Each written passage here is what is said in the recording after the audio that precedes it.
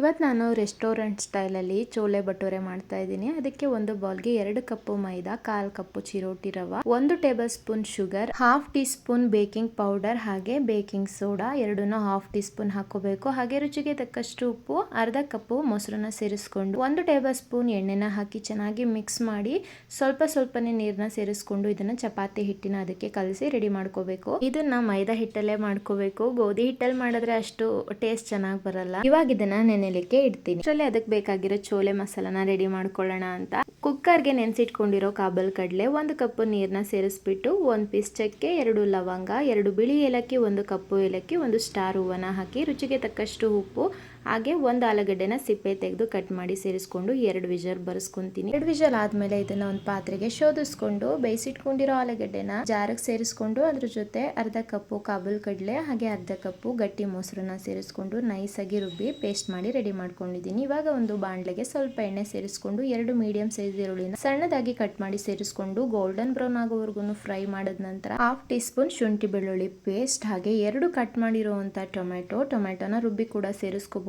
ಹಾಗೆ ಖಾರಕ್ಕೆ ತಕ್ಕ ಹಾಗೆ ಚಿಲ್ಲಿ ಪೌಡರ್, ಧನಿಯಾ powder, garam masala, pepper powder ಹಾಗೆ ಜೀರಾ ಪೌಡರ್ನ ಸೇರಿಸ್ಕೊಂಡು ಸ್ವಲ್ಪ ಅರಿಶಿಣನ ಹಾಕಿ ರುಚಿಗೆ ಬೇಕಾದಷ್ಟು ಉಪ್ಪನ್ನ ಸೇರಿಸಿ ಚೆನ್ನಾಗಿ ಫ್ರೈ ಮಾಡ್ಕೋಬೇಕು. ನಾನಿಲ್ಲಿ ಚೋಲೆ ಮಸಾಲಾ ಪೌಡರ್ನ ಬಳಸದೆ ಮನೆಯಲ್ಲೇ ಮಾಡ್ಕೊಂಡಿರುವಂತ ಮಸಾಲಾ ಪೌಡರ್ನ ಬಳಸ್ಕೊಂಡು ಮಾಡಿದ್ದೀನಿ. ಟೇಸ್ಟ್ ಮಾತ್ರ ತುಂಬಾ ಚೆನ್ನಾಗಿ ಬಂದಿತ್ತು. ನೀವು ಕೂಡ ಟ್ರೈ ಮಾಡಿ. ಆ ಮಸಾಲೆ ಎಲ್ಲ ಎಣ್ಣೆ ಬಿಡೋವರೆಗೂ ಫ್ರೈ ಮಾಡ್ಕೊಂಡ ನಂತರ ಬೇಯಿಸಿಟ್ಕೊಂಡಿರುವಂತ ಕಾಬಲ್ ಕಡಲೆ ಹಾಗೆ ಕಟ್ ಮಾಡಿರುವಂತ ಕೊತ್ತಂಬರಿ, ಹಸಿಮೆಣಸಿನಕಾಯಿನ ಹಾಕೊಂಡು ಚೆನ್ನಾಗಿ ಮಿಕ್ಸ್ ಮಾಡಿ ರುಬ್ಬಿಟ್ಕೊಂಡಿರುವಂತ ಪೇಸ್ಟ್ನ ಹಾಕಿ ಸ್ವಲ್ಪ ನೀರನ್ನ ಸೇರಿಸಿ ಒಂದು 5 ನಿಮಿಷ ಲೋ ಫ್ಲೇಮ್ನಲ್ಲಿ ಇದನ್ನ ಚೆನ್ನಾಗಿ ಬೇಯಿಸ್ಕೊಂಡು ಲಾಸ್ಟಲ್ಲಿ ಇದಕ್ಕೆ ಸ್ವಲ್ಪ ಕಸೂರಿ ಮೆಥಿನ ಸೇರಿಸ್ಕೊಂಡ್ರೆ ಚೋಲೆ ಮಸಾಲ ರೆಡಿನೇ ಆಗಿಬಿಡುತ್ತೆ.